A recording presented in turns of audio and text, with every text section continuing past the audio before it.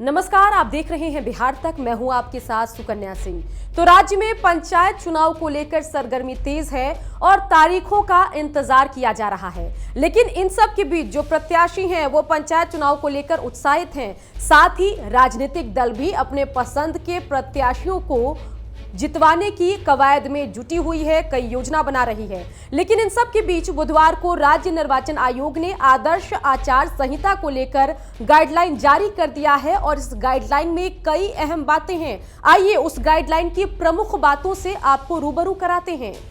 त्रिस्तरीय पंचायत चुनाव में किसी भी पद पर चुनाव दलगत आधार पर नहीं होगा। किसी भी पद के प्रत्याशी राजनीतिक दल के नाम या झंडे की आड़ में चुनाव प्रचार नहीं करेंगे।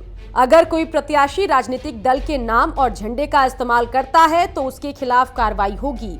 वार्ड सदस्य, मुखिया, ग्राम कचहरी पंच, सरपंच, पंचायत समिति सदस्य और जिला परिषद सदस्यों के प्रत्याशियों के लिए ये गाइडलाइन जारी की गई है। प्रत्याशी ऐसा कोई काम नहीं करेंगे जिससे किसी धर्म, संप्रदाय या जाति के लोगों की भावना को ठेस पहुंचे। आयोग ने साफ किया है कि प्रत्याशी बिना मुद्रक और प्रकाशक के नाम और पता के पोस्टर, इश्तेहार, पंपलेट निकालते हैं तो इसे पंचायत राज अधिनियम के तहत आपराधिक कार्य माना जाएगा। अगर कोई प्रत्याशी चुनावी सभा में गड़बड़ी करता है, बाधा डालता है तो ये आपराधिक कार्य की श्रेणी में आएगा।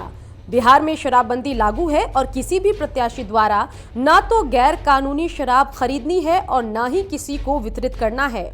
साथ ही हर उम्मीदवार को ये सुनिश्चित करना होगा कि कार्यकर्ता भी शराब की खरीद, बिक्री या वितरण में इन्वॉल्व ना हो। चुनाव प्रचार के लिए कार्यालय खोलने की अनुमति है, लेकिन आपको इसकी सूचना निर्वाची पदाधिकारी को देना होगा और बताना होगा कि आपका चुनाव कार्यालय किस स्थान पर है।